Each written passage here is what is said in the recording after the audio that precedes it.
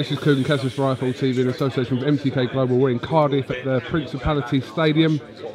I'm joined by Johnny Nelson, who believes that Pulev will knock Joshua out inside 6 rounds. I actually believe that you came up on the helicopter with AJ and Eddie Hearn like you do. We all get on the train or we drive up, 6 people crammed in a car. You came in style on the helicopter, trying to make out as though, you know what, you're one of the people. You're such a hustler. I've seen how you work, man. Right, can you see this? I'll go in first. Can you see them tickets, sir? What, is that an oyster? Can you see that? I've got one of those. Don't mean nothing. What? Just, I know what you do. You say that you wait here. I'll walk Train in ticket. like I'm one of the peeps. Train ticket. I want that back when we're done. Yeah. I think this is a. I think this fight is a. It's one of those fights where AJ has to take it. It's not like he chose Pulev. Yes, there are bigger names out there for AJ to fight that the public would be more familiar with. But Pulev, bar Klitschko, has the best credentials of all of AJ's opponents as an amateur and professional. He's on point. He's correct. He's strong. Wenger, he's who he trains with. I know him from back in the day, back in Germany when I used to go out and train. This man's a beast in the gym. He cuts no corners. He's a devil when it comes to detail. So I know he'll be training Pulev hard in the gym for this fight, and AJ can't underestimate him.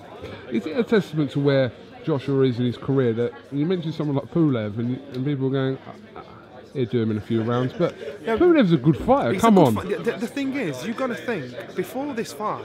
You think, well, this guy, he's a dangerous opponent for AJ because he's correct, he's on point. He was a top amateur and a top pro. He's done it, and he did it through, you know, every proper stage to get to that point. And this guy can box, this guy can fight.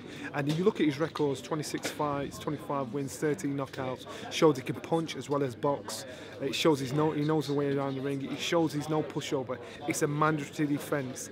AJ has no choice. This isn't a pick-em. He has to do it, otherwise he gets stripped. And you don't get into that position as a fighter by accident or by fluke. And people need to remember that. And that's why this is one of those fights where when Pulev boxed Klitschko, the first round or two, he gave Klitschko hell. And Klitschko stopped him in 5 rounds. I think that was in 2015.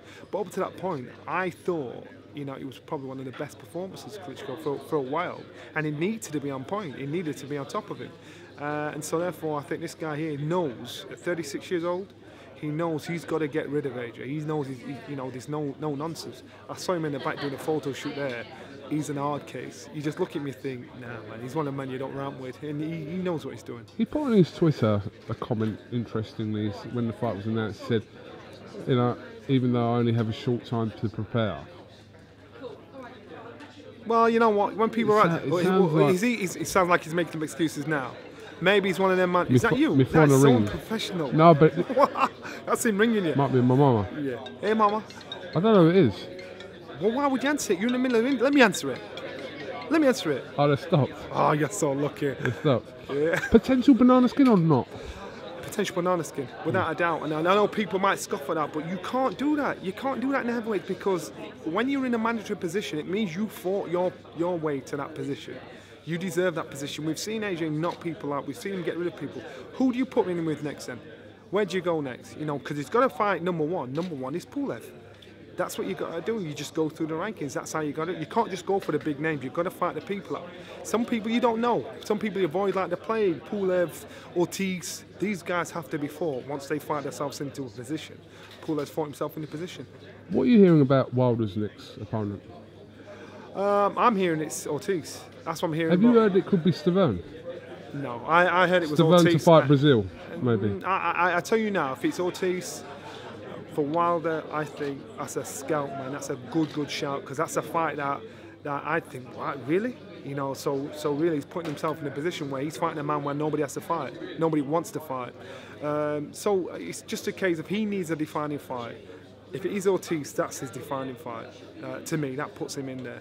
I think going back to Pulev, when you know he's putting out something out saying he needs more time to train. What's he need? 16 weeks? I don't know what he needs. Some fighters, I only needed 6 because I was always gym days.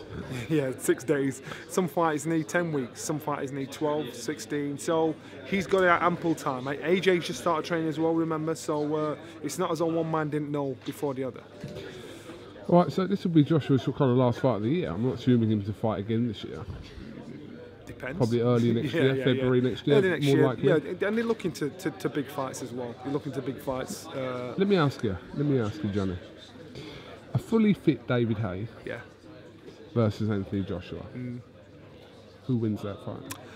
Well, I'm friends of both of them, but now, today's David Haye against Anthony Joshua, I'd say Anthony Joshua. I'd say yesterday's David Haye against Anthony Joshua. I'd say Anthony don't get in there. Anthony Joshua's... The problem is, these guys But are... what are you going from? Why are you basing your opinion today that Joshua would beat Haye? Joshua's development. What's happened is guys have given this guy too much time to figure out what he's doing. You should have gone in when he was raw, you know, when he was a novice at the Dylan White stage. That's when you get him, where he's leaky, he can make mistakes. Possibly even the Klitschko stage. No, because Klitschko stage he showed, he thought, right, I'm there now. Now he's boxed Klitschko, he knows he's good. Yeah, he doesn't think. So you're talking about that fight now, I'd have to side with Joshua. But David Haye's a dark horse. You don't know when he can pull out the bag. And listen, we don't know if he's going to get back in the ring again. He says he is. He's training to get back there. Let's see him get through a tough training camp to make sure his body holds up. Because that's what happens in our game. Your body just lets you down, you know, through wear and tear. So let's just see. Let's just watch this space in regards to David, because I'm quite sure he can still make a lot of waves in the division. What would you rather see next year from Joshua Haye and Joshua Fury? I'd like to see, I'd like to see Joshua Fury, but Because realistically... Tyson Fury is going to come back into the equation at some point. I don't think it's going to happen. What? I don't think Tyson Fury is. Well, you don't think he'll come back? No, I just don't think he will. Why? I think because he knows he can fight. I think he's one of those guys that wears his heart on his sleeve, and if he thinks there's an injustice, if he thinks things aren't right, I think, stuff I don't need this. And I think it's a long, hard road for him to climb back to get to the position of fighting Joshua. And so, you know... It ain't that hard. Really? It is hard, but what I'm saying is, once he's back in the mix and once he's got his license but he's already said he's going to fight this year. What? He's already said he was going to fight this year. We haven't seen that. Yeah, but that's not his fault, technically, is it? Yeah. The board are messing with that. All right, then let's just with see. their delaying Listen, for whatever reason. I hope to see Tyson Fury come back, but I just think I can't see it happening. I just can't see it happening. Like I can't see, I don't know, David and Tony Bellew getting back in the ring again. I just can't see it. See, I can see both them things happening. I can see Haye fighting Bellew. I can see it happening this year. All right then. Let's see. You know, I said with Haye and Bellew, I said, you know, the injury, that's going to come back and haunt him when it comes to training. He said no. He said, I'll be in there again. He's got himself a good nick. He looks slim and everything. But when you've got to step up that training, when you've got to, day after day, put your body through it, that's when your body starts to tell you, wait on a minute. As in Tyson Fury's got to get himself in condition physically and mentally, and as well as dealing with the pressures of the board as well, as well as getting himself into a position. Let's just see what happens. What a waste it would be if he'd never saw Tyson Fury. Oh my goodness, yeah. Because of him, the heavyweight division is lively again. Because of him, the heavyweight division is scattered. Because of him, Anthony Joshua's king of the hill. And people are quick to forget that. And he knows it's because of him. And this guy, you know, what he's achieved, you know, it will not be for years where people are giving credit for toppling Klitschko. You did give him credit. Huh? You did give him credit. Give him credit. You give everyone credit, though, don't you? I'm that kind of guy. Where you going? No. Where you going with this? I can feel a setup there. No setup. Alright. Little recap on MAYWEATHER-McGREGOR. I know it's a bit old news now, but yeah. I didn't speak to you afterwards because you was in Conor McGregor's after party throwing them 20s up in the air. Slapping stuff. What? Make it rain. Take credit card? No. Let me ask you, was the fight better than what you thought it was going to be? No. You thought it was worse? Yeah.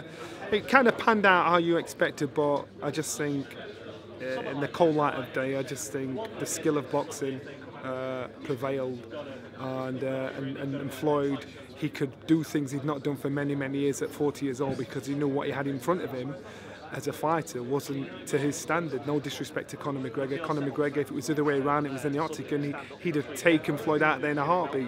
So you've got to give Conor credit where credit's due, because what he did was he said, I'm going to step into your game and try it. He tried it. He walked away $100 million richer. He had to go first 3 rounds. That's where he had to go. But then you just saw the difference, the gulf in experience when it comes to boxing. And so that's what it was, and Floyd took advantage of that. He follows WWE, follows MMA, he follows all that stuff, and he thinks, you know what, there's a niche here, and if the public want it, I'll step in the ring, and that's what he did. That 1 billion people watched it, 250 countries around the world bought it. You know, he made more money from that than he did from the Pacquiao fight. Now that was like mad, and what he did, he had that crossover appeal because MMA is a massive sport in the States. It's bigger than boxing, and what he did is merged the two, and he capitalised on it. Business. He was taking all selfies in the dressing room before the fight, and I just thought, you know what, he's got this down to a T. Do you think McGregor will fight in the boxing ring again? No, I don't think he does need to. He doesn't need to. He knows his limitations as a boxer. He knows he's king of the hill in MMA. I don't think he will. There may be a gimmick fight down the line somewhere. Freddie Flintoff?